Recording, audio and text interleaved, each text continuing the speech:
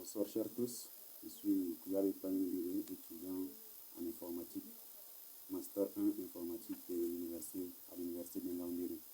Nous sommes ici dans le cadre de présentation de TPE concernant la technique de simulation proposée par le professeur Franklin Tchakounté.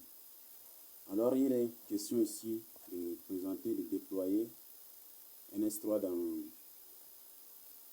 le cadre de notre travail, déployé avec un réseau maillé. Nous allons donc essayer de faire cela tout au long de la vidéo. Alors sans plus tarder, nous allons d'abord installer, nous avons déjà eu à installer NS3 déployé pour le souci du temps. Donc on va donc maintenant lancer d'abord notre fichier. On va lancer un fichier qui concerne un fichier sur l'intervention post-catastrophe.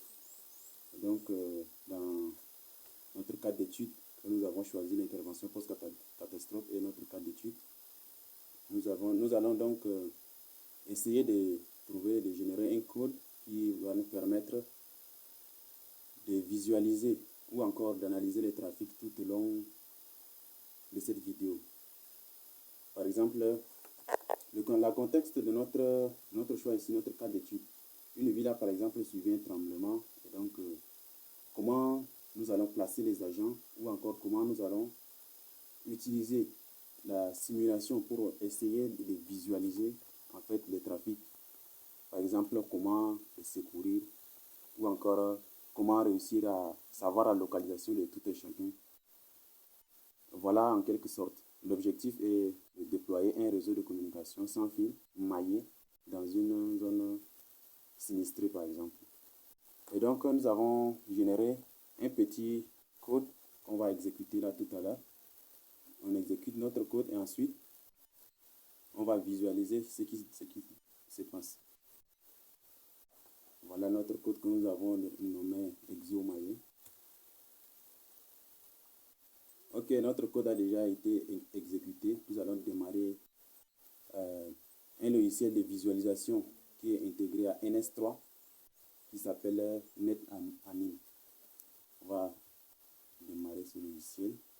Pour souci de temps, je crois que le logiciel est déjà démarré. On va juste... Ok, voilà le logiciel. Nous allons donc voir qu'est-ce qu'on importe d'abord notre fichier.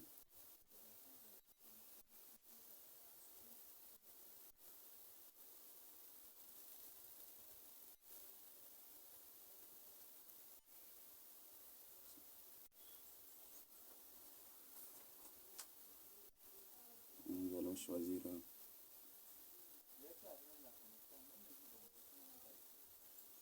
nous choisissons notre logiciel, notre fichier.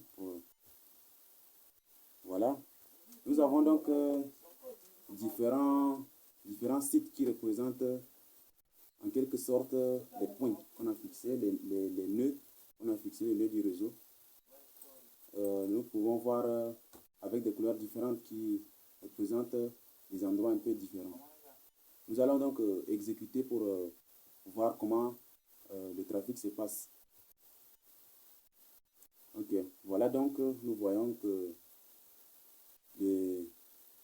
la communication se passe bien. Nous pouvons dire que la simulation s'est bien passée.